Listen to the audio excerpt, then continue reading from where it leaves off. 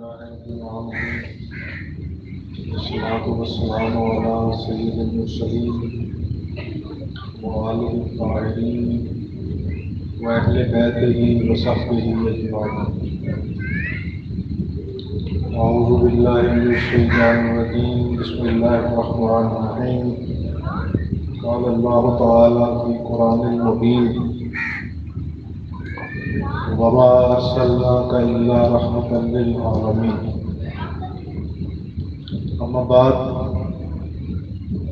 السلام علیکم ورحمۃ اللہ وبرکاتہ۔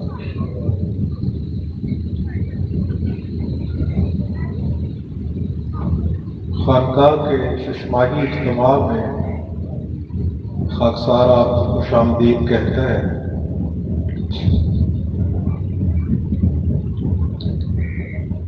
دعا گو ہے کہ اللہ توفیقات میں اضافہ فرمائے۔ یہ جو آیت میں نے آپ کے گوش گزار کرنے کا شرف حاصل کیا ہے،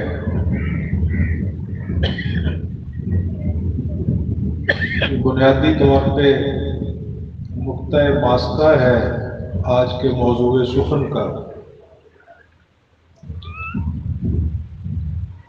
اللہ تعالیٰ نے ارشاد فرمایا کہ ہم نے آپ کو عالمین کے لیے رحمت بنا کر بھیجا ہے۔ قبل ازیں کہ اس آیت کے تفسیری نکات کی طرف ہم ملتفت ہوں، لفظ رحمت کو سمجھ لینا چاہیے۔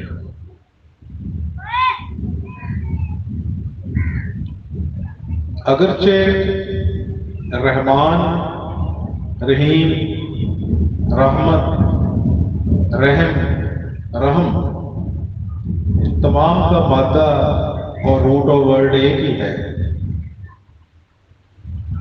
لیکن ان میں سے ایک ترکیب جو ہمارے ہاں بالعموم مستعمل ہے، اس کو آپ کے سامنے رکھ کے بات کو آگے بڑھانا چاہوں گا تاکہ وہ ترکیب اور اس کی تشریحات مستحضر بھی رہیں اور انہی کے تناظر میں ہم اس آیت کا جائزہ لے سکیں۔ ہمارے یہاں ایک معروف ترکیب مستعمل ہے رحم مادر۔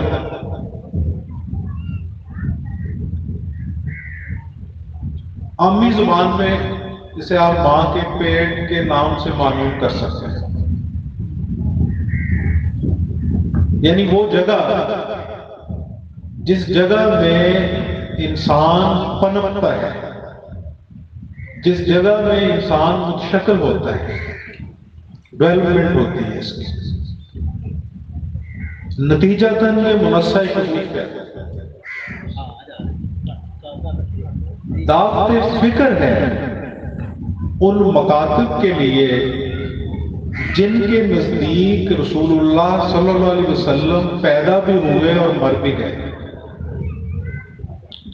کہ وہ رحمت کی کون سی قسم ہے جو پیدا بھی ہوتی ہے اور مر بھی جاتی ہے۔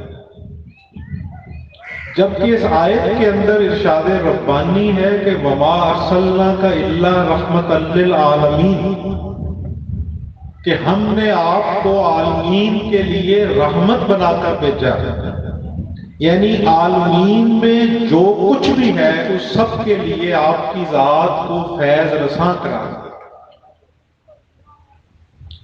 اب یہ کس طرح ممکن ہے کہ کسی لمحے ماں کا جو رحم ہے وہ موجود نہ ہو، وہ معطل ہو جائے، اس کی فیض رسانی انقطاع پذیر ہو جائے، یا کسی لمحے کے لیے اس کا فیض رک جائے،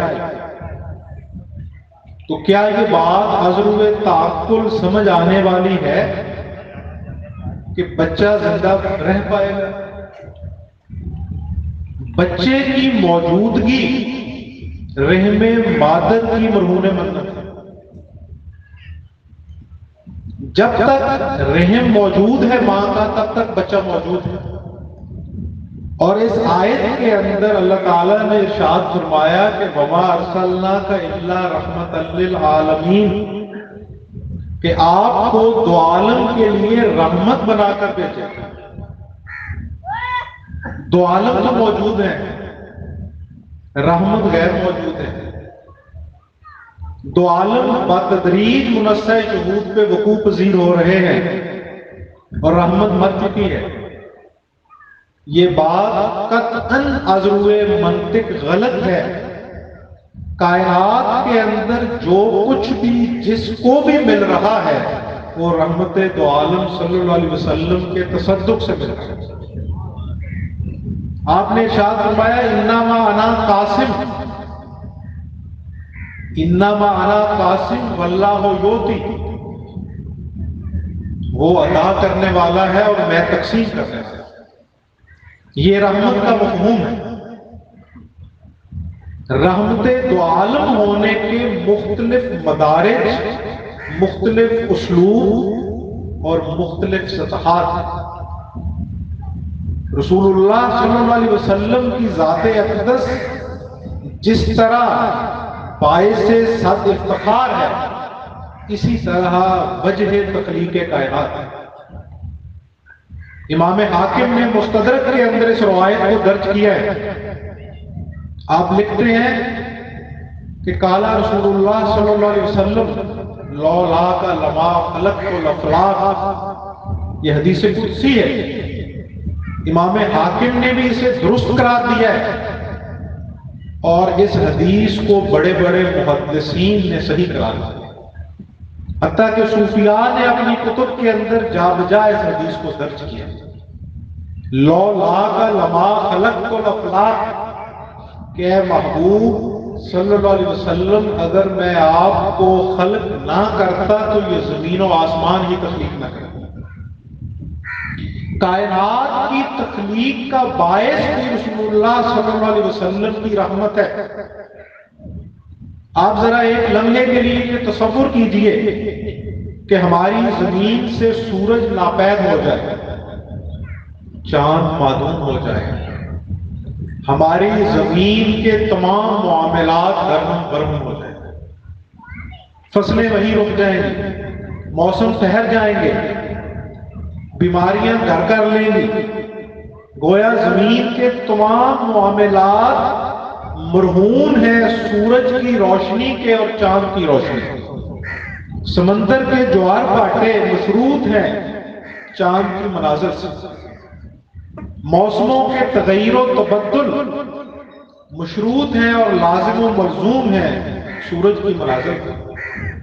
یہ سورج کے فیض اور چاند کی فیض رسانی کا عالم ہے کہ جن کے بغیر معاملات زیست چل نہیں سکتے۔ کجا یہ کہ ہم تصور کریں کہ رحمت دو عالم ناپید ہو گئی ہیں، وہ مر گئے۔ وما ارسلناک الا رحمت للعالمین، آپ کو دو عالم کے لیے رحمت بنا کر بھیجا۔ عربی کا محاورہ ہے کہ پہلے برتن ثابت کرو پھر اس کے نقش و نگار ثابت کرو۔ اگر برتن موجود ہی نہ ہو تو اس کے نقش و نگار چے مانا دارد وہ زیر بحث نہیں آ سکتے۔ اگر ذات موجود ہی نہیں تو اس کی صفات کس طرح وقوع پذیر ہوگی؟ رحیم اللہ کی صفت ہے، رحمان اللہ کی صفت ہے، رحیم مومنین کے اوپر رحم کرنے والا، مومنین کے اوپر رحمت فرمانے والا، اہل تقرب کے اوپر فیض رسانی کا باعث، رحمان جس کی رحمت وسیع ہو کافر و مومن کی تفریق کے بغیر۔ اب مجھے یہ بتائیے کہ اگر ہم ایک لمحے کے لیے یہ تصور کریں کہ روشنی موجود ہے، حدت بھی موجود ہے، تغیرات بھی موجود ہیں، لیکن سورج موجود نہیں۔ اگر ہم کہیں کہ روشنی موجود ہے اور چاند موجود نہیں ہے تو یہ سب سے بڑی حماقت ہوگی، کیونکہ صفات موجود کبھی نہیں ہو سکتی ذات کے بغیر۔ ذات موجود ہوگی تو صفات موجود ہوگی۔ قرآن رسول اللہ صلی اللہ علیہ وسلم کو شاہد کہتا ہے، مبشر کہتا ہے، نذیر کہتا ہے۔ اب شاہد ہونا، مبشر ہونا، نذیر ہونا، یہ رسول اللہ صلی اللہ علیہ وسلم کی صفات ہے۔ اور ابھی میں نے عرض کیا کہ صفت موجود نہیں ہو سکتی جب تک ذات موجود نہ ہو۔ ذات موجود ہوگی تو صفات کا ورود ہوگا۔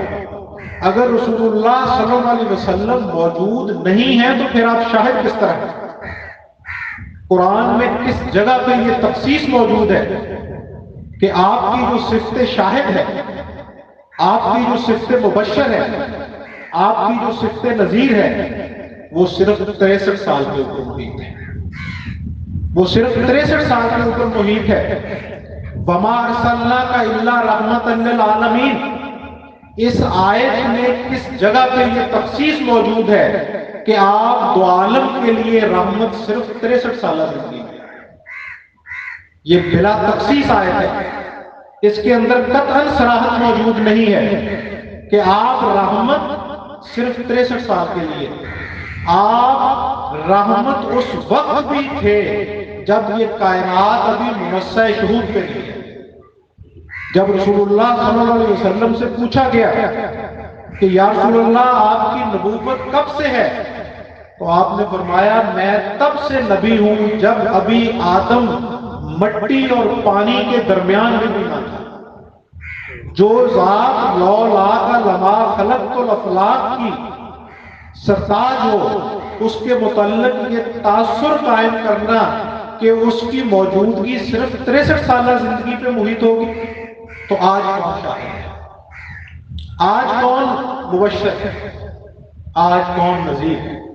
یہ نماز کے اندر ہم جو شہادت کی انگلی اٹھا کے بڑے تمتراک کے ساتھ شہادت پیش کرتے ہیں اللہ تعالیٰ کی توحید، الہ واحد، کہ ہمارا الہ الہ واحد ہے، ہم شہادت دیتے ہیں کہ وہ وحدہ لا شریک ہے، تو ہم شہادت کس بنیاد پہ دیتے ہیں؟ شاہد تو اسے کہتے ہیں جس نے مشاہدہ کیا ہو۔ ہمارے ہاں بھی گواہی اس کی قبول نہیں کی جاتی جو واقعہ میں موجود نہ ہو۔ واقعہ کا شاہد گواہی دینے کا مستحق ہے، یہ استحقاق صرف صاحب مشاہدہ کا ہے۔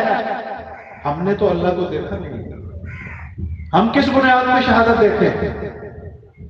یہ کون سی شہادت ہے جس کی نقالی کو ہم شہادت کا نام دیتے ہیں؟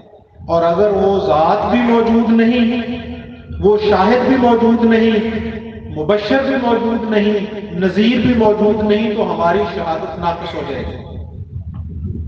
آج کل یہ جو تحریک اٹھی ہے کہ رسول اللہ صلی اللہ علیہ وسلم جب معراج پہ تشریف لے گئے تو وہاں آپ نے جبریل کا مشاہدہ کیا۔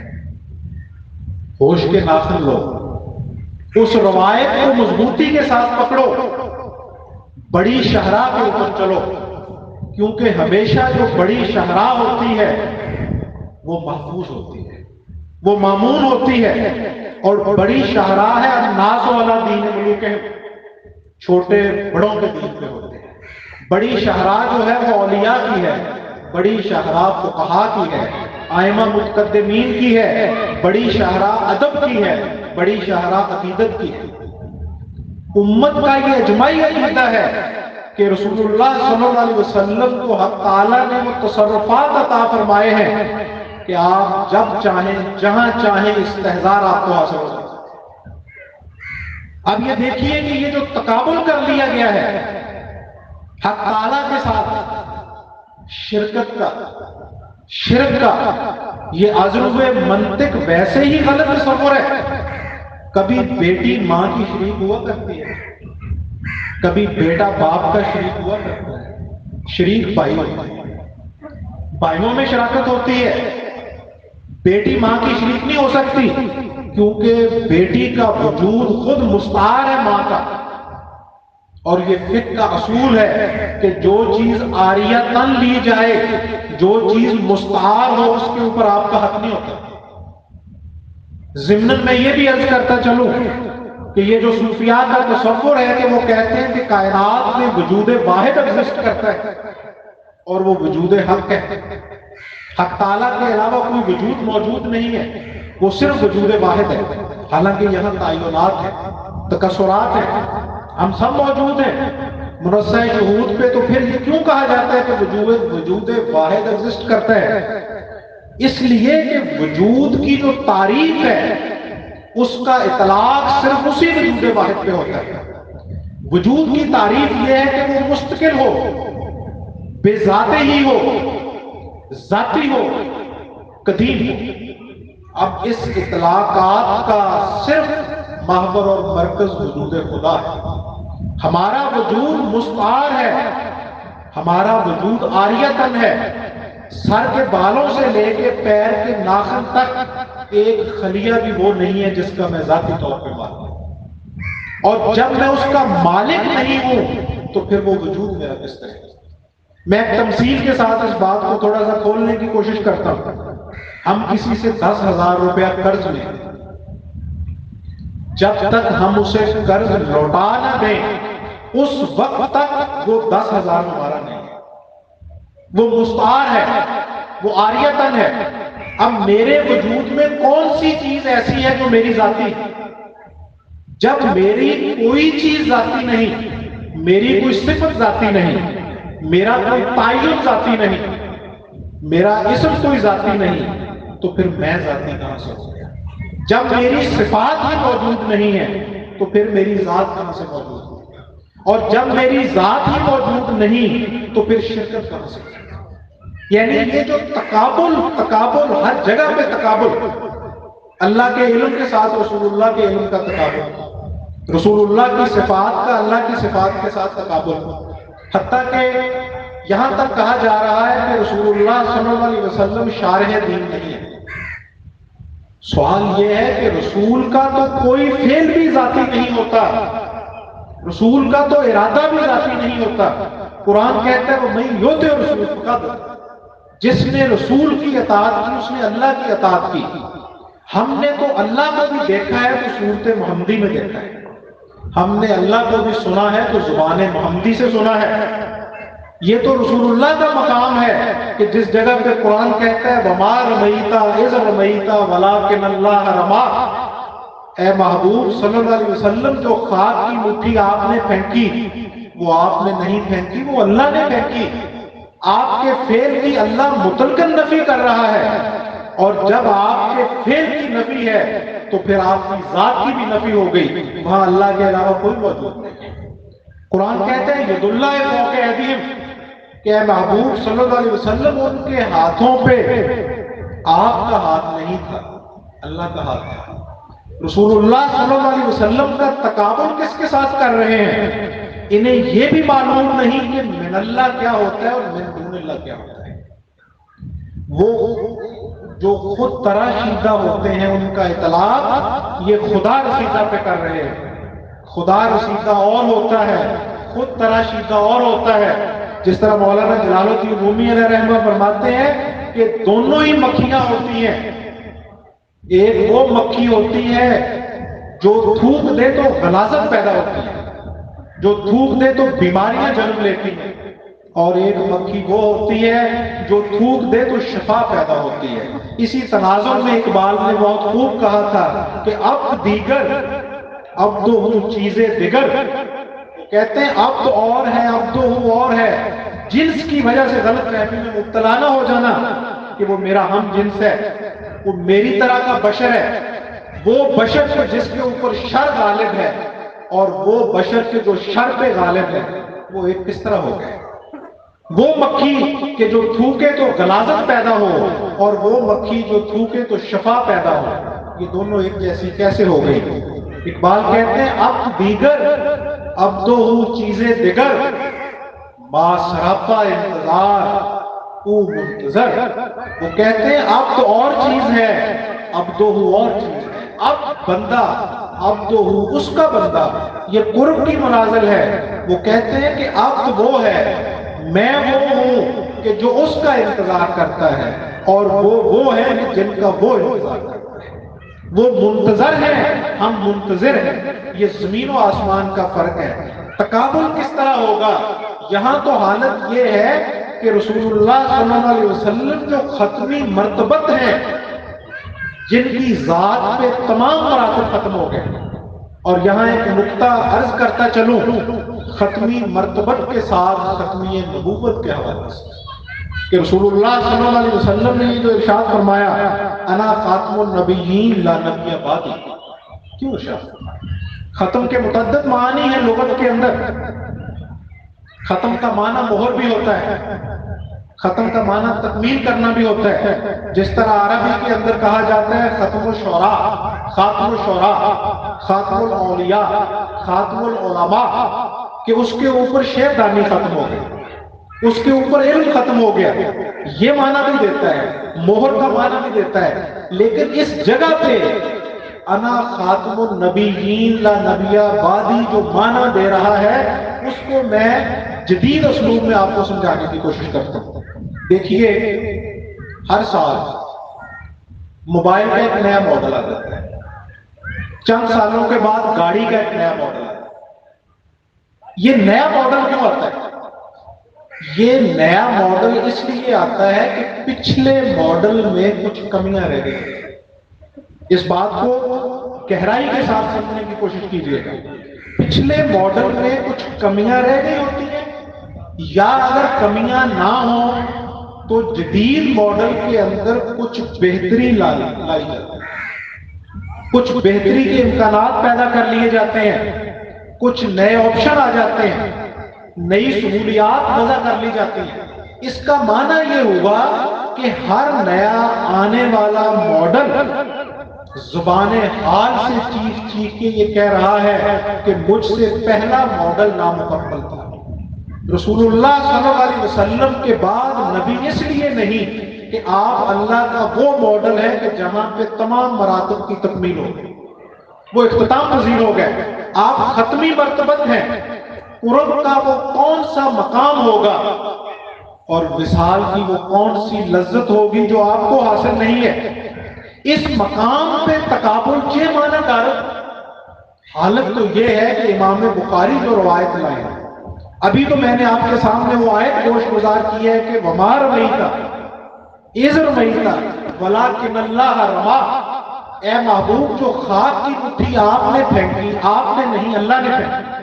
اللہ آپ کے فعل کی نفی کرتے ہیں. ید اللہ فوق ایدیہم، ان کے ہاتھوں پہ آپ کا ہاتھ نہیں اللہ کا ہاتھ تھا. اللہ آپ کے جسم کی نفی کرتے ہیں. اب صفت کی نفی بھی، جسم کی نفی بھی، اسم کی نفی بھی، صورت کی نفی بھی. یہ روایت امام بخاری نے بھی درج کی ہے اور اکثر محدثین نے اس روایت کو درج کیا ہے. میں جسم کی نفی عرض کر رہا ہوں، صورت کی نفی عرض کر رہا ہوں. فرمایا رسول اللہ صلی اللہ علیہ وسلم نے من رانی فقد رأى الحق، جس نے مجھے دیکھا اس نے حق کو دیکھا، جس نے مجھے دیکھا اس نے حق کو دیکھا. اسی لیے ہم کہتے ہیں کہ ہم نے حق کو دیکھا تو وہ بھی صورت محمدیہ میں دیکھا، ہم نے حق کو سنا تو وہ بھی زبان محمد مصطفیٰ صلی اللہ علیہ وسلم سے سنا. یہ تو قرب کا وہ مقام ہے کہ جس جگہ پہ تمام مراتب ختم ہو گئے، کیونکہ آپ ختمی مرتبت ہیں.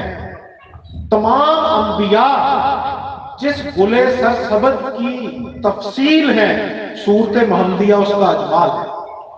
اگر ہم نبوت کو ایک پودا قرار دیں، بطور تمثیل ہم کہتے ہیں کہ جس طرح گلاب کا پودا ہوتا ہے، اب دیکھیے گلاب کا پودا جڑ سے لے کے آخری شاخ تک، آخری شگوفے تک مکمل طور پہ پودا ہی ہے.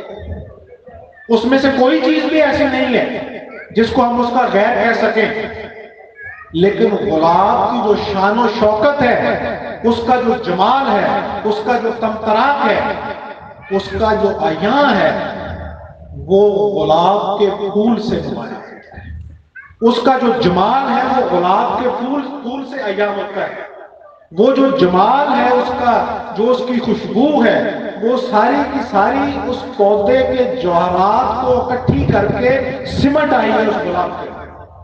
اور یہ جو نبوت کا پودا ہے، یہ جو اسماء و صفات الہیہ کا پودا ہے، جس کی یہ تفصیل پوری کائنات ہے، اس کا اجمال صورت محمدیہ صلی اللہ علیہ وسلم. آپ کا مقام تو ختمی مرتبت کا ہے. یہاں تو حالت یہ ہے کہ جو بندہ مومن ہے، جسے تقرب اللہ کی دولت حاصل ہے، جو ولایت کے مقام پہ فائز ہے، اس کو آپ اللہ کا شریک نہیں ٹھہرا سکتے۔ کیوں اللہ کا شریک ٹھہرا نہیں سکتے؟ اس لیے کہ اس کے پاس کچھ موجود ہی نہیں ہے جس کو بطور شرکت اللہ کے بالمقابل رکھے گا۔ کچھ ہوگا، میرے پاس تو میرا کچھ نہیں ہے۔ جب میرے پاس میرا کچھ موجود ہی نہیں ہے تو کون سی چیز ہے جس کے ساتھ اللہ کے بالمقابل شرکت ہوگی؟ کس چیز کے ساتھ شرکت؟ کیا بیٹی بھی ماں کی شریک ہو سکتی ہے؟ کیا بیٹا بھی باپ کا شریک ہو سکتا ہے؟ اس کا تو وجود مستعار ہے باپ کا، اس کا تو خون، اس کے رگ و پے مستعار ہیں ماں کے۔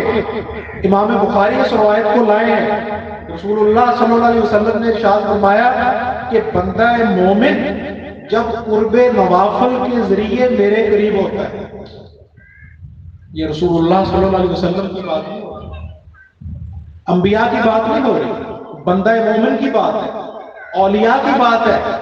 ان کے حوالہ سے فرمایا کہ جب بندہ مومن قرب نوافل کے ذریعے میرے قریب ہوتا ہے۔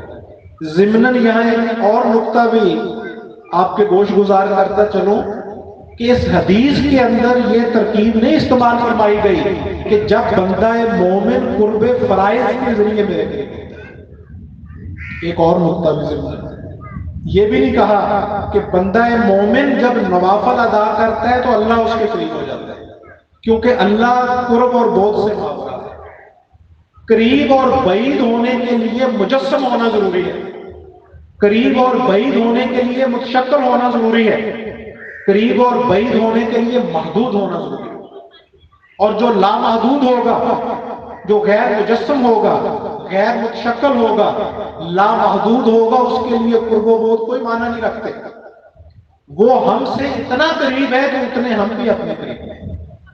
قرآن کہتا ہے وَنَحْنُ أَقْرَبُ إِلَيْهِ مِنْ حَبْلِ الْوَرِيدِ، اور ہم تمہاری رگے جان سے بھی زیادہ قریب ہیں۔ وہ اتنا قریب ہے، وہ اتنا قریب ہے، اتنا قریب ہے کہ بعید ہو گیا۔ شدت قرب بعد کو جنم دیتی ہے، کیونکہ کسی چیز کو دیکھنے کے لیے بعید ہونا چاہیے۔ اگر قرب ہوگا اور شدت تقرب اس درجہ ہوگا کہ وہ اشد ترین صورت اختیار کر جائے تو وہ چیز بعید ہو جائے گی، وہ چیز نظر نہیں آئے گی۔ تو اس کا مخفی ہونا اس چیز پہ دلالت ہرگز نہیں کرتا، اس چیز پہ ہرگز دلالت نہیں کرتا کہ وہ بعید ہے۔ اس کا مخفی ہونا اس چیز کے اوپر دلالت کرتا ہے کہ وہ اقرب ترین ہے۔ آپ کبھی دیکھیے اخبار کو اپنی آنکھوں کے اوپر رکھ دیں، آنکھوں کے اوپر رکھ کے آپ اخبار نہیں پڑھ سکتے، ہم اپنا مشاہدہ خود نہیں کر سکتے۔ صوفیاء نے انسان کا جو اصطلاحی معنی لکھا ہے وہ پتلی لکھا ہے، آنکھ کی پتلی لکھی ہے۔ اب آنکھ جو ہے یہ اپنا مشاہدہ خود نہیں کر سکتی جب تک اس کے سامنے آئینہ نہ ہو۔ اسی لیے تو فرمایا المومن مرآت المومن، مومن مومن کا آئینہ ہے۔ شیخ الاکبر محی الدین ابن عربی علیہ رحمہ فرماتے ہیں کہ اول جو مومن ہے اس حدیث کے اندر بیان کیا گیا اس میں الف لام لگایا گیا، اور الف لام تخصیص کے لیے استعمال کیا جاتا ہے۔ وہ کہتے ہیں کہ المومن مرآت المومن، یہاں کہا گیا ہے کہ مومن مومن کا آئینہ ہے، یہاں جو اول مومن ہے اس میں الف لام تخصیص کے لیے استعمال کیا گیا ہے، اور وہ تخصیص اس لیے بیان کی گئی ہے کہ یہاں مراد اس مومن سے صورت محمدیہ صلی اللہ علیہ وسلم۔ آپ وہ آئینہ ہے کہ جس میں ہم مشاہدہ کرتے ہیں، جس میں ہم مشاہدہ کر سکتے ہیں، جس میں ہم اپنا ادراک کر سکتے ہیں۔ اور رسول اللہ صلی اللہ علیہ وسلم نے ارشاد فرمایا کہ اللہ جب کسی انسان پہ اپنا فضل کرتا ہے، اللہ جب کسی انسان سے راضی ہوتا ہے تو اس کے اوپر اس کی ذات کا دروازہ کھول دیتا ہے، اس کے اوپر اس کا باطن واں کر دیتا ہے، اس کو اپنا مشاہدہ کروا دیتا ہے۔ اور جس کو اپنا مشاہدہ ہو گیا اس کے متعلق حضرت علی کرم اللہ وجہ الکریم فرماتے ہیں من عرف نفسہ فقط عرف ربہ، جس نے اپنے نفس کو پہچان لیا گویا اس نے اپنے رب کو پہچان لیا۔ اس لیے یہ نقطہ ضروری تھا کہ قرب و بعد تعینات کے لیے قرب و بود تکسرات کے لیے ہے، قرب و بود ہمارے لیے ہے۔ حق تعالیٰ ان سے برا ہے، اس کے لیے نہ کوئی چیز قریب ہے نہ بعید ہے، وہ ان سے مابرا ہے۔ اس لیے یہ قطعاً نہیں فرمایا کہ جب بندہ نوافل ادا کرتا ہے یا عبادت کرتا ہے یا مجاہدات کرتا ہے تو اللہ اس کے قریب ہوتا ہے، وہ پہلے ہی قریب ہے، اور اتنا قریب ہے کہ ہم بھی اپنی جان سے اتنے قریب ہیں۔ وَنَحْنُ أَقْرَبُ إِلَيْهِ مِنْ حَبْلِ الْوَرِيدِ وَهُوَ مَعَكُمْ فَأَيْنَمَا تُوَلُّوا فَثَمَّ وَجْهُ اللَّهِ وَلِلَّهِ الْمَشْرِقُ وَالْمَغْرِبُ فَأَيْنَمَا تُوَلُّوا فَثَمَّ وَجْهُ اللَّهِ۔ مشرق کی طرف منہ کرو، مغرب کی طرف منہ کرو، ہر سمت وجہ اللہ تمہارے سامنے ہے۔ وَهُوَ مَعَكُمْ، جہاں کہیں تم ہو وہ تمہارے ساتھ۔ دوسرا نقطہ، قرب فرائض نہیں فرمایا، قرب نوافل فرمایا ہے۔ جس طرح آج ہم وما ارسلنا کا الا رحمت للعالمین کا جائزہ لے رہے ہیں، اسی طرح یہ نقطہ بھی پلے باندھ کے لے کے جائیں کہ یہاں پہ وہ عبادت جس کو نفل کا نام دیا گیا اس کا حصول، اس کا نتیجہ یہ قرار دیا ہے جس کو تقرب اللہ ہے، کہ جب بندہ مومن قرب نوافل کے ذریعے میرے قریب ہوتا ہے تو میں اس کا ہاتھ بن جاتا ہوں جس سے وہ پکڑتا ہے، میں اس کی زبان بن جاتا ہوں جس سے وہ بولتا ہے، میں اس کی آنکھ بن جاتا ہوں جس سے وہ دیکھتا ہے، میں اس کے پاؤں بن جاتا ہوں جس سے وہ چلتا ہے۔ قبل اس کے کہ میں اس کی تشریح کروں، پہلے نفل کو سمجھ لیں کہ یہاں پہ فرض کا نتیجہ قرب نہیں عطا ہوا بلکہ نفل کا نتیجہ قرار دیا ہے قرب کو۔ یہ کیوں کیا؟ اس لیے کہ فرض اسے کہتے ہیں جس کا حکم دیا جائے، اور نفل اسے کہتے ہیں جسے اپنی مرضی سے بارضا و رغبت ادا کیا جائے۔ گویا مراد یہ ہے کہ وہ عبادت جسے تم بارضا و رغبت کرو بلا کسی ریا کے، صرف خوشنودی ذات کے لیے، اور جس میں تمہاری اپنی رائے اور ارتکاز موجود ہو، اس کا یہ نتیجہ ہے کہ تمہیں تقرب اللہ کی دولت حاصل، قرب فرائض سے نہیں، قرب نوافل سے۔ اب مجھے یہ بتائیے، وہ طبقہ جو تقابل کرتا ہے اور رسول اللہ صلی اللہ علیہ وسلم کی ذات کو من دون اللہ سمجھ کے غلط فہمی میں مبتلا ہے، تو مجھے ذرا یہ بتائے کہ یہ بندہ مومن جسے قرب نوافل کا مقام عطا ہو گیا، اب اس کا ہاتھ بھی اس کا نہیں رہا، اس کی آنکھ بھی اس کی نہیں رہی، اس کی زبان بھی اس کی نہیں رہی، حتیٰ کہ ایک اور حدیث ہے، وہ بھی امام بخاری نے بھی بیان کی ہے، دیگر محدثین نے بھی جا بجا کتب احادیث کے اندر اس حدیث کو درج کیا ہے۔ اس حدیث نے اس بندہ مومن کی جو خدمت ہے، اس خدمت کو بھی اللہ اپنی قرار دیتا ہے۔ حدیث اس طرح ہے، رسول اللہ صلی اللہ علیہ وسلم ارشاد فرماتے ہیں کہ اللہ نے ارشاد فرمایا، حدیث قدسی ہے، کہ ایک بندہ پیش ہوگا بارگاہ عزی میں، اللہ تعالیٰ ارشاد فرمائیں گے میں نے تجھ سے پانی مانگا۔ اب غور کیجئے گا اس حدیث کے متن کی طرف، اللہ تعالیٰ جسم سے پاک ہے، احتیاجات سے بھی پاک، پانی پینے اور کھانے سے بھی وہ پاک ہے، لیکن اللہ فرمائیں گے میں نے تجھ سے پانی مانگا۔ وہ شخص کہے گا کہ الہ العالمین تیری ذات ان چیزوں سے مبرہ ہے، منزہ ہے، تجھے کیا پانی کی احتیاج؟ اللہ ارشاد فرمائیں گے میرے ایک عبد خاص نے تجھ سے پانی مانگا تھا، اگر تو اسے پانی پلاتا تو گویا مجھے پلاتا۔ پھر حدیث آگے بڑھتی ہے، اللہ ارشاد فرمائیں گے کہ میں نے تجھ سے کھانا مانگا۔ وہ شخص کہے گا کہ تیری ذات کھانے پینے سے مبرہ اور منزہ ہے۔ اللہ تعالیٰ ارشاد فرمائیں گے ہاں میری ذات مبرہ اور منزہ ہے، لیکن میرے ایک عبد خاص نے تجھ سے کھانا مانگا، اگر تو اس کو کھانا کھلاتا تو گویا مجھے کھلاتا۔ اب حدیث آگے بڑھتی ہے، اور یہ جو طبقات بے راروی کا شکار ہو گئے ہیں، امت کی اجماعی عقیدے کو جو اہل ادب کا، اہل محبت کا عقیدہ ہے، اس کو چھوڑ کے اپنی نئی چھوٹی چھوٹی شاہراہیں بنا لی ہیں۔ ان کے لیے دعوت فکر ہے کہ یہ جو حدیث کا جملہ اب آ رہا ہے یہ انتہائی خطرناک ہے۔ اللہ تعالیٰ ارشاد فرمائیں گے میں نے تجھ سے لباس مانگا، اللہ کا تو جسم ہی نہیں ہے، میں نے ابھی عرض کیا نا کہ ہم نے تو اللہ کو دیکھا بھی تو صورت محمدی میں دیکھا، ہم نے اللہ کو سنا بھی تو زبان محمدی سے۔ اب دیکھیے جو لوگ کہتے ہیں، ایک صاحب کہنے لگے کہ یہ جو صوفیاء کا معمول ہے، یہ واسطے دیتے ہیں، یہ وسیلے دیتے ہیں، اللہ کے لیے کسی وسیلے کی کیا ضرورت ہے؟ وہ نحن اقرب الیہ من حبل الورید، وہ تو تمہاری رگ جان سے بھی زیادہ قریب ہے۔ اگر ہم رسول اللہ صلی اللہ علیہ وسلم کا وسیلہ دیں گے تو وہ تو مدینہ میں موجود ہے، وہ تو ہم سے دور ہے۔ حالانکہ میں ابتداء عرض کر چکا ہوں کہ آپ شاہد بھی ہیں، مبشر بھی ہیں، نذیر بھی ہیں، اور نماز میں جو شہادت کی انگلی آپ اٹھاتے ہو یہ رسول اللہ صلی اللہ علیہ وسلم کے مشاہدے کی کاپی کرتے ہیں۔ آپ نے جبریل کو دیکھنے کے لیے جانا تھا معراج پہ، ہوش کے ناخن لینے چاہیے۔ وہ جبریل جو آپ کے در کا دربان ہے اسے دیکھنے کے لیے اتنے سفر کی کیا ضرورت ہے؟ وہ جبریل جو آدم کو سجدہ کرتا ہے، اور آپ تو فخر آدم ہیں، لولا کا لما خلق تو افلاک، اے محبوب اگر میں آپ کو خلق نہ کرتا تو یہ کائنات ہی تخلیق نہ ہوتی۔ اس جبریل کو آپ نے دیکھنے کے لیے جانا تھا۔ پھر اللہ کا شاہد کون ہے کائنات میں؟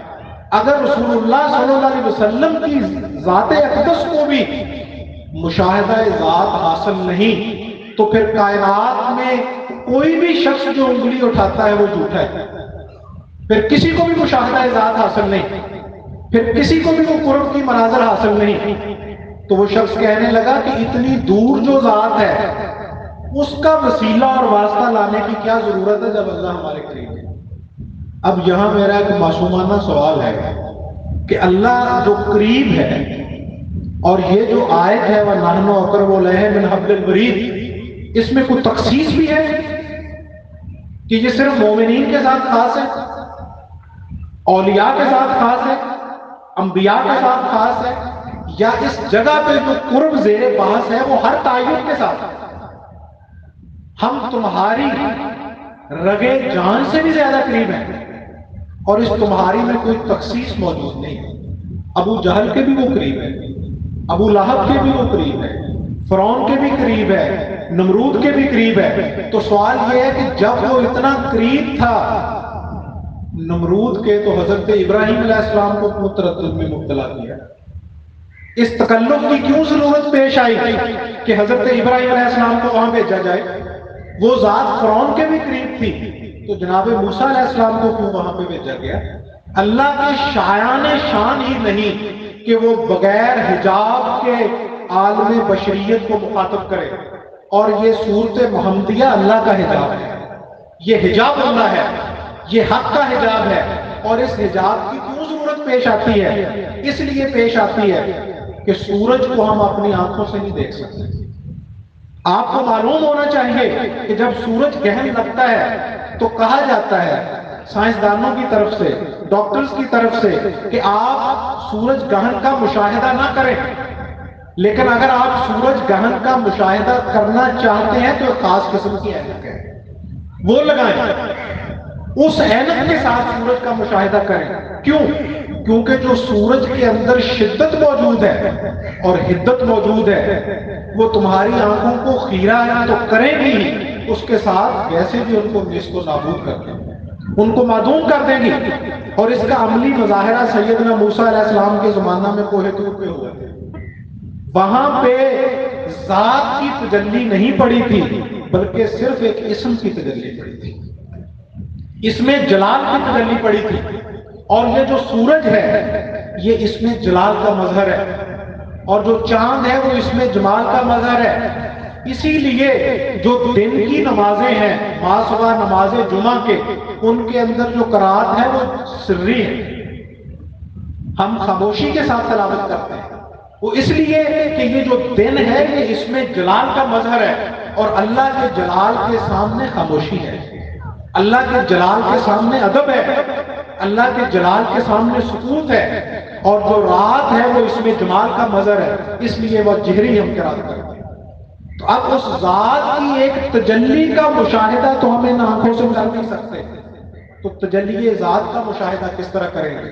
تو تجلی ذات کا مشاہدہ قرآن کے لیے اس ذات نے اس کے آگے جو حجاب رکھا ہے وہ صورت محمدیہ صلی اللہ علیہ وسلم کا ہے۔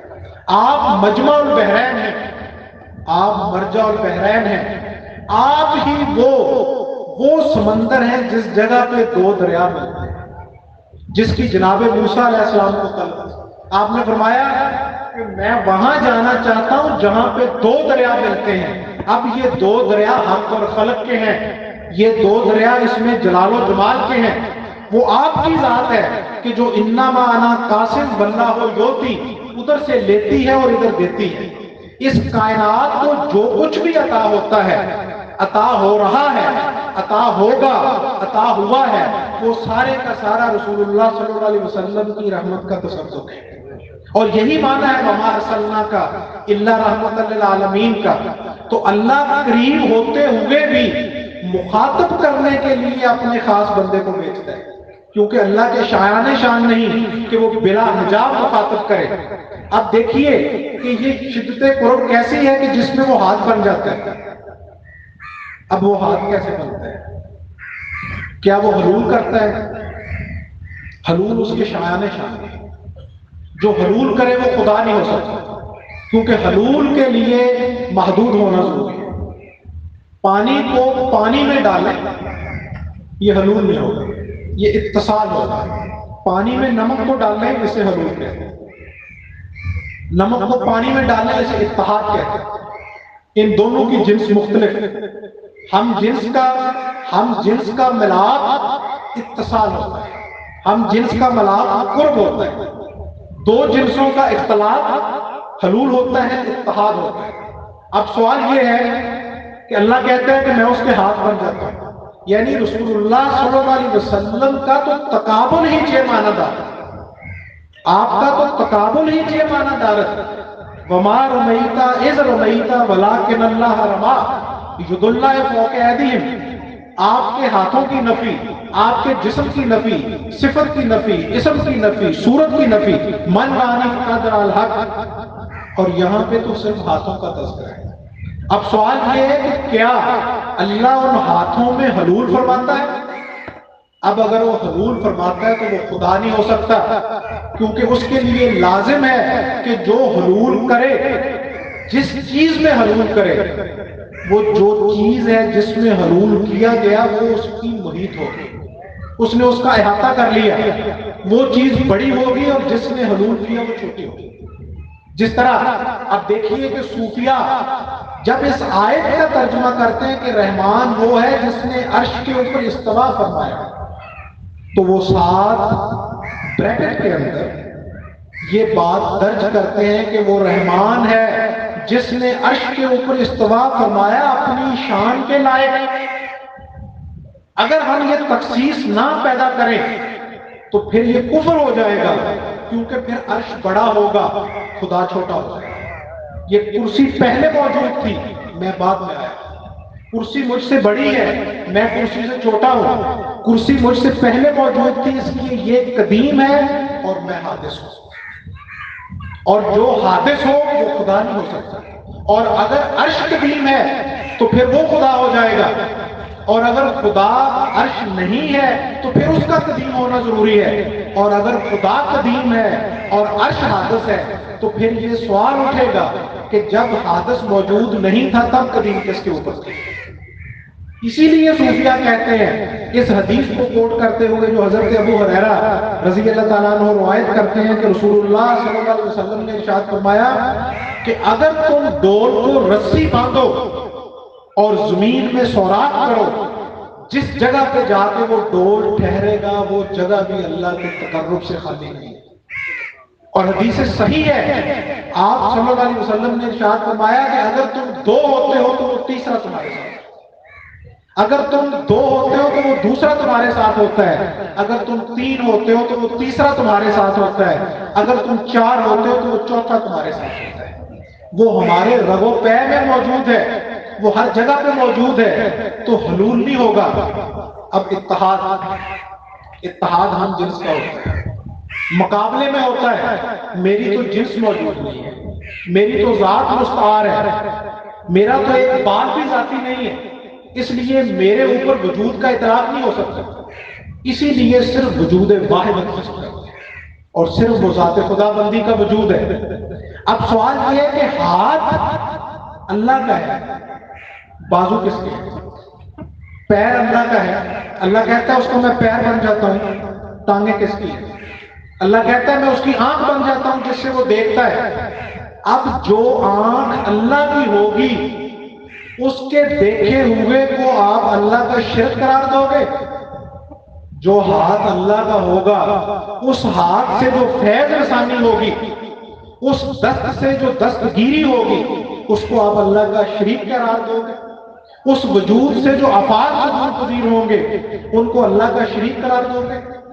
یہ من اللہ اور من دون اللہ کا فرق ہے جس کو سمجھنا چاہیے۔ رسول اللہ صلی اللہ علیہ وسلم کی رحمت تو وہ ہے جس نے پوری کائنات کو اپنی آغوش میں لیا ہوا ہے، گویا اپنی بکل کے اندر لیا ہوا ہے۔ ابتداً جو میں نے جملے کہے تھے ان کو اس بات کے ساتھ جوڑ کے دیکھیے کہ بچہ رحم مادر کے بغیر پنپ نہیں سکتا، رحم مادر موجود ہوگا تو بچہ موجود ہوگا، اور رحم کا اور رحمت کا، رحمان کا اور رحیم کا ایک ہی مادہ ہے۔ رسول اللہ صلی اللہ علیہ وسلم کی رحمت کائنات کے گوشے گوشے پہ موجود ہے، اور کائنات کا گوشہ گوشہ جو ہے اس کے اندر جتنا بھی فیض ہے وہ فیض محمدیہ صلی اللہ علیہ وسلم سے مستعار ہے، عاریۃ لیا گیا ہے، کیونکہ انما انا قاسم واللہ یعطی، ان کی عقل ماری گئی کیونکہ یہ اس روایت سے ٹوٹ گئے۔ جنگل کے اندر جو بھیڑ بکری ریوڑ سے الگ ہو جائے پھر بیڑیوں کا شکار ہو جاتا ہے۔ اسی لیے میں کہتا ہوں کہ بڑی شاہراہ پہ چلا کریں۔ ابھی میں ایک تقابل آپ کے سامنے رکھنا چاہتا ہوں۔ رسول اللہ صلی اللہ علیہ وسلم کو تو بقول ان کے تصرفات کی اجازت نہیں ہے، آپ کو اختیار نہیں ہے، حالانکہ آپ کا ہر اختیار اللہ کا اختیار ہے، آپ کا ہر تصرف اللہ کا تصرف ہے، آپ کا اقرار اللہ کا اقرار ہے، اور نہیں یوتے رسول فقط، آپ کا انکار اللہ کا انکار ہے، آپ کو تسلیم کرنا اللہ کو تسلیم کرنا ہے، کیونکہ رسول کی ذات من اللہ ہوتی ہے، من دون اللہ نہیں ہوتی، وہ اللہ کے بالمقابل نہیں ہوتی، وہ اللہ کا حجاب ہوتی ہے، وہ منزل راہ ہوتی ہے، وہ زاد راہ ہوتی ہے، وہ سنگ میل ہوتی ہے۔ اب دیکھیے کہ رسول اللہ صلی اللہ علیہ وسلم کی ذات کو بقول ان کے تصرف کی اجازت نہیں ہے، وہ کہیں آ جا نہیں سکتے، وہ استحضار نہیں کر سکتے، انہیں کوئی چیز نظر نہیں آتی۔ میں کہتا ہوں ہاں، رسول اللہ صلی اللہ علیہ وسلم کی ذات کو تصرف کر کے کہیں جانے کی ضرورت ہی نہیں۔ کیوں ضرورت نہیں ہے؟ حدیث صحیح ہے جو آپ کے گوش گزار کرنے لگا۔ رسول اللہ صلی اللہ علیہ وسلم نے جب ارشاد فرمایا کہ میں معراج پہ گیا اور وہاں پہ میں نے انبیاء کی امامت کی، مشاہدات ہوئے، اللہ کی نشانیوں کا مشاہدہ کیا، وصال کی لذتیں حاصل ہوئی، مسجد اقصیٰ میں گیا، مسجد الحرام سے سفر کیا، تو رسول اللہ صلی اللہ علیہ وسلم ارشاد فرماتے ہیں کہ وہاں پہ جو کفار مکہ تھے وہ اکٹھے ہو کے میرے سامنے آ گئے، اور اکٹھے ہو کے ان سرداروں کو انہوں نے اپنا نمائندہ بنایا کہ جنہوں نے مسجد اقصیٰ کو بھی دیکھا ہوا تھا۔ انتظامیہ پیچھے صفوں کا ہے انتظام، بالکل یہ دیکھتے رہیے گا، جتنی ضرورت ہو اگر ادھر بھی گنجائش ہے تو پھر ادھر بھی لگا لیجیے گا۔ رسول اللہ صلی اللہ علیہ وسلم ارشاد فرماتے ہیں کہ جب ان نمائندوں کو میرے سامنے پیش کیا گیا تو انہوں نے سوالات کو اس طرح ترتیب دیا کہ گویا جس شخص نے کسی عمارت کو بھی دیکھا ہو وہ بھی ضد ہو جائے، وہ بھی ہے تو استجاب میں مبتلا ہو جائے۔ مثلا اس کے دروازے کتنے، دروازوں کا سائز کیسا ہے، مسجد اقصیٰ بیت المقدس کا دیواریں کتنی ہیں، اس کے منار کتنے ہیں، اس کے ستون کتنے ہیں، ان کی رنگت کیسی ہے، تو رسول اللہ صلی اللہ علیہ وسلم فرماتے ہیں کہ اللہ نے پوری کی پوری مسجد اقصیٰ اٹھا کے میرے سامنے رکھی، میں اس کو دیکھ دیکھ کے جواب دے رہا تھا۔ تو آپ کو تصرف کی اس طرح ضرورت پیش نہیں آتی کہ جس طرح یہ بات کرتے ہیں کہ جی آپ حاضر و ناظر مانتے ہو، تو حاضر و ناظر کا مطلب ہے کہ وہ نالی میں بھی موجود ہے، وہ گٹر میں بھی موجود ہے۔ مجھے یہ بتائیے کہ سورج اپنی جگہ پہ موجود ہے اور کل کائنات کو فیض پہنچا رہا ہے۔ جس طرح سورج اپنی جگہ پہ موجود ہے اور اس نے عالم کو منور کیا ہوا ہے اور کل کائنات کی فیض رسانی کا باعث ہے، اسی طرح آپ کا جسم اطہر اس قبر منور میں موجود ہے اور آپ کا فیض جو ہے وہ ذرے ذرے کو پہنچ رہا ہے، آپ کے تصرفات کی جاری اور ساری۔ ورنہ ایک میرا پھر معصومانہ سوال ہے کہ ابلیس کتنے ہیں؟ اللہ تعالیٰ نے شیاطین کی تو بات کی ہے، اور اللہ نے یہ بھی ارشاد فرمایا ہے کہ شیاطین صرف جنوں میں نہیں ہے، شیاطین انسانوں میں بھی ہے۔ اور مولانا جلال الدین رومی نے فرمایا ہے کہ جو شیطان انسانوں میں ہے اس کا حلیہ یہ آپ لوگ بھی یاد رکھیے گا، یہ حلیہ جو شیطان کا ہے اور انسانوں میں ہوتا ہے، کیونکہ رسول اللہ صلی اللہ علیہ وسلم نے ارشاد فرمایا کہ شیطان تمہاری رگوں میں دوڑتا ہے، جس طرح تمہاری رگوں میں خون دوڑتا ہے اس طرح شیطان تمہاری رگوں میں دوڑتا ہے۔ اب شیطان ہماری رگوں میں دوڑے، شیطان کا فیض اتنا عام ہے کہ وہ ایک ہی جگہ پہ موجود ہے اور ہر جگہ پہ جا کے لوگوں کو گمراہ کر لیتا ہے۔ حیرت ہے مجھے ان عقل کے اندھوں پہ کہ تصرف ماننے میں آئے تو شیطان کے مان لیتے ہیں اور انکار پہ آئے تو رحمت دو عالم کے فیض کا انکار کرتے ہیں۔ اب مجھے یہ بتائیں کہ واللہ غالب علی امرہ، ہر چیز کے اوپر وہ ذات کا امر غالب ہے، ہر امر کے اوپر وہ ذات غالب ہے۔ کیا ابلیس کے تصرفات ذاتی ہیں؟ کیا ابلیس اپنے تصرفات کا خود خالق ہے؟ کیا ابلیس کی صفات ذاتی ہیں؟ ہرگز نہیں۔ تو جب ابلیس کی صفات چاہے وہ رذیلہ ہی کیوں نہیں ہے وہ عطائی ہیں، تو رذیلہ میں تو تم مان رہے ہو عطائی اور ان تصرفات کی نسبت بھی ابلیس کی طرف کر رہے ہو، تو صفات حمیدہ میں ہم ان تصرفات کی نسبت مقام مصطفیٰ کی طرف کیوں نہ کریں؟ جب یہ تم مانتے ہو کہ ہمیں گمراہ کیا ابلیس نے، تو ہم یہ کیوں نہ کہیں کہ ہمیں ہدایت دی مقام مصطفیٰ صلی اللہ علیہ وسلم۔ جب تم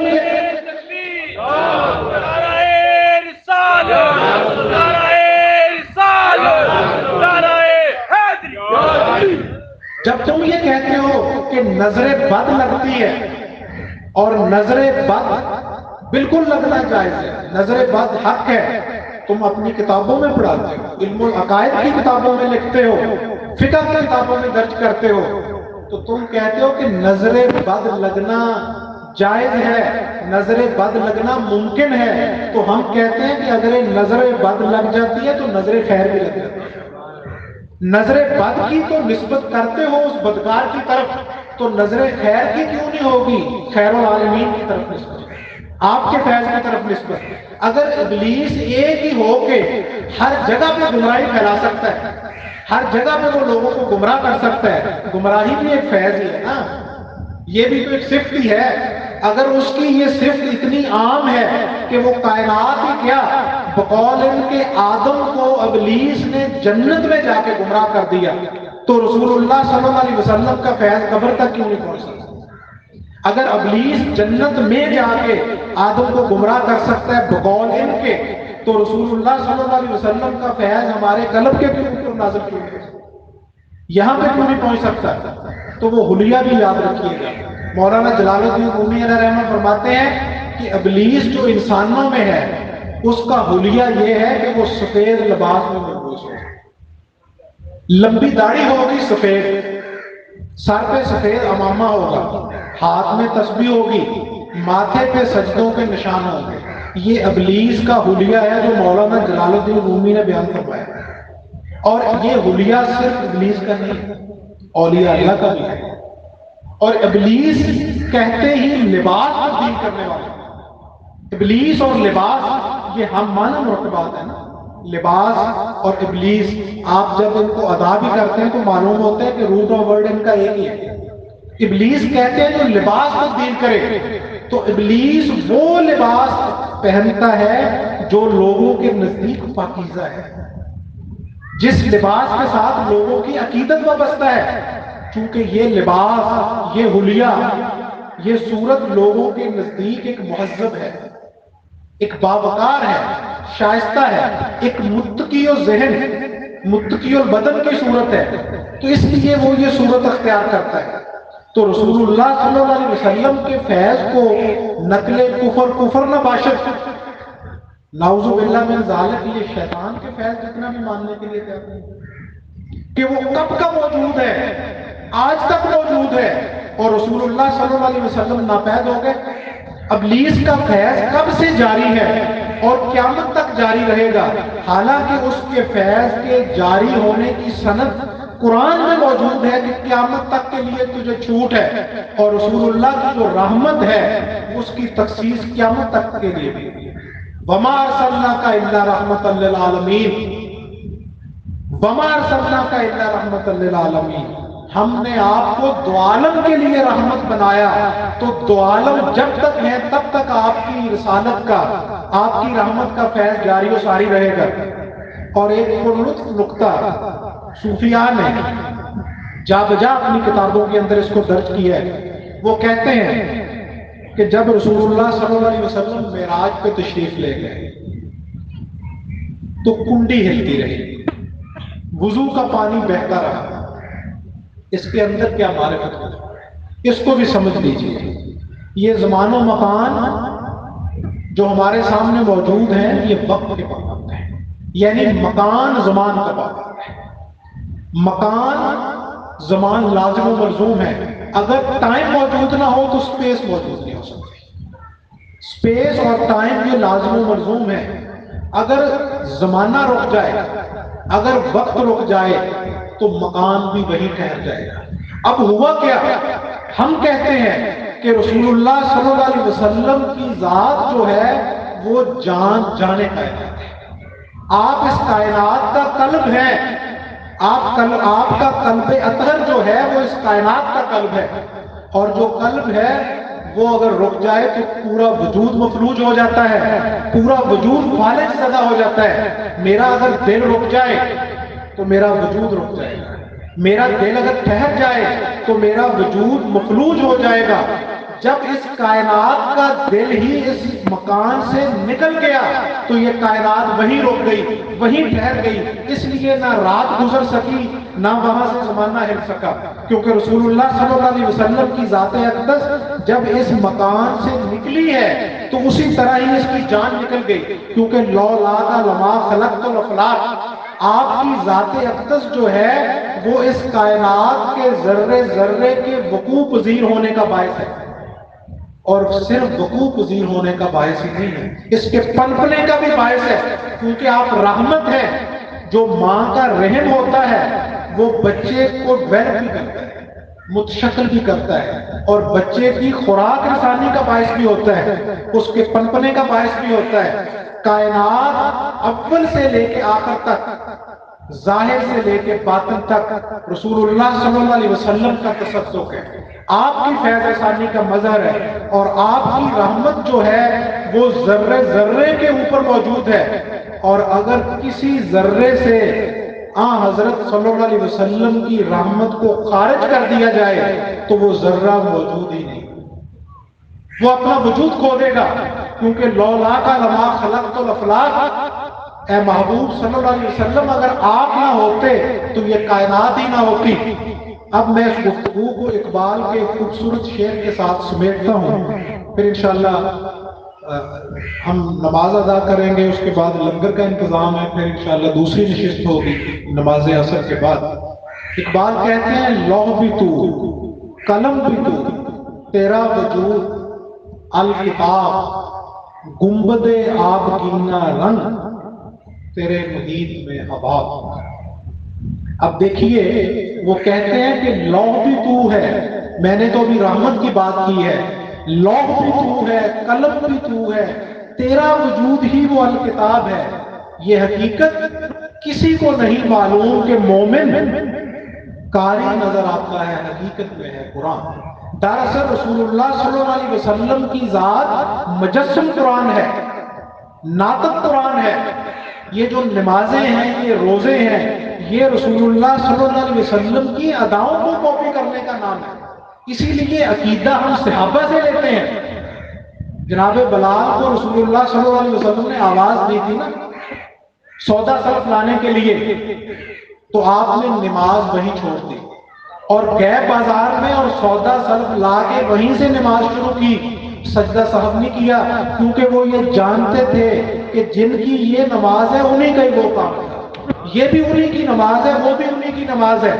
اس نماز میں بھی شوق تیرا، اقبال کہتے ہیں شوق تیرا اگر نہ ہو میری نماز کا امام، میرا قیام بھی حجاب، میرا سجود بھی حجاب، لوح بھی تو قلم بھی تو تیرا وجود الکتاب، گنبد آبگینہ رنگ تیرے محیط میں ہوا. یہ جو مصرع ثانی ہے یہ ذرا ادب ہے، اس کو ذرا کھولتا چلو. یہ دیکھیں یہ جو ہمارے اوپر ہے اس کو بھی گنبد آبگینہ کہتے ہیں. وہ کہتے ہیں کہ اے مصطفیٰ صلی اللہ علیہ وسلم آپ ہی لوح ہیں، آپ ہی قلم ہیں، آپ ہی الکتاب ہیں. یہ جو قرآن ہمارے سامنے ہے یہ رسول اللہ صلی اللہ علیہ وسلم کا مظہر ہے، کیونکہ آپ سراپا قرآن ہیں.